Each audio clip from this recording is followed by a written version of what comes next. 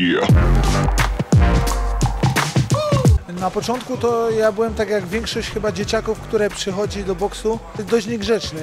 Nie miałem gdzie tak naprawdę tej swojej energii wykorzystać i podstawą było to, że wpadłem w środowisko kibiców. Było to u mnie w Tarnowie, Unia Tarnów. Razem z nimi zacząłem jeździć na mecze.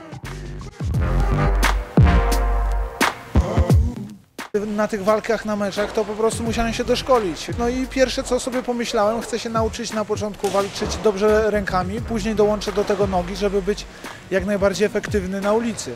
Przyszedłem na salę treningową i co się okazało, nie jest to takie proste.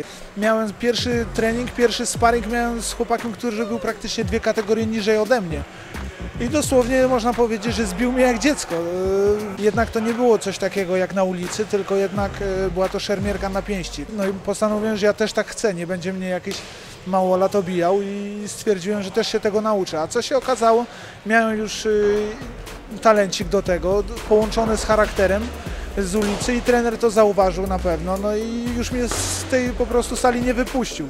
Kiedy miałem jechać na mecz, to wydzwaniał do mnie, dzwaniał do moich rodziców i wyciągał mnie powoli z tego środowiska ulicznych wojowników i wykańczał mnie na treningach po prostu tak, że już wtedy nie miałem ani siły, ani ochoty walczyć w ogóle na ulicy i między innymi mogę powiedzieć, że ten boks trochę uratował mi życie, bo dzisiaj pewnie nie byłoby mnie tutaj, tylko mógłbym być w innym miejscu po prostu.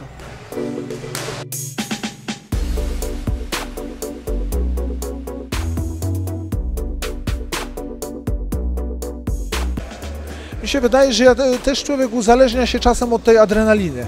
Jeśli są jakieś awantury na ulicy, to ta adrenalina podskakuje dość konkretnie, jest wtedy człowiek bardzo nabuzowany, a można ją po prostu tą adrenalinę zamienić na treningi bokserskie. Tutaj też jest ta adrenalina.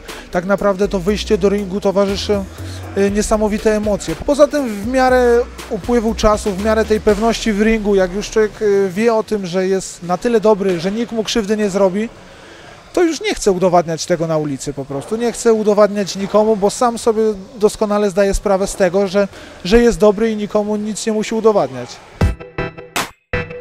Tak naprawdę najweselsze chyba czasy to były czasy reprezentacji naszych zgrupowań, ale chyba nie za dużo rzeczy będę mógł powiedzieć do kamery, co tam się działo.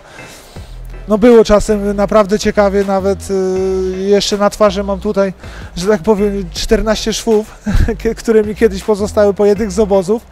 Czasem zdarzało się tak, że po prostu z 2.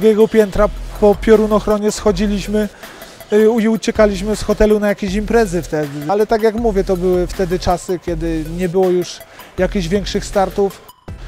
Dawid Kostecki szczególnie zdenerwował mnie swoimi wypowiedziami przed wtedy planowaną naszą walką, dlatego strasznie chciałem tej walki. Chciałem mu udowodnić, że jednak za dużo krzyczy, a ja w ringu jestem dużo lepszy niż on i wiem o tym, że znokautowałbym go podczas tego pojedynku, aczkolwiek do tej walki nie doszło. Dawid został zawieszony praktycznie na 2 lata za doping. Myślę, że już nie wróci do boksu zawodowego, dlatego temat już się zakończył.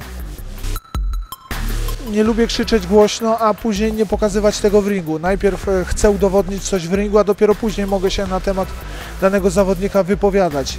Nie lubię nikomu ubliżać, bo wiem, że każdy praktycznie wkłada w to całe serce. Ciężko trenuje, to jest naprawdę ciężki kawał chleba.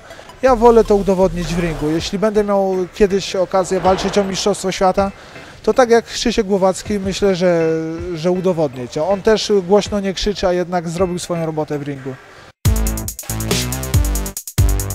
Ja w tatuażach poszedłem raczej w styl taki azjatycki, w styl samurajów. Na początku zrobiłem tylko 1 tatuaż i stwierdziłem, że to będzie 1 tatuaż i wystarczy, ale każdy, kto robi jakiś tatuaż, to może powiedzieć to, że jak robi się 1, to zaraz uzależnia to i myśli się o następnym. No, ja już zrobiłem praktycznie całą rękę, myślę już o drugiej ręce. Mam je 2 będą wytatuowane i zatrzymuję się z tymi tatuażami.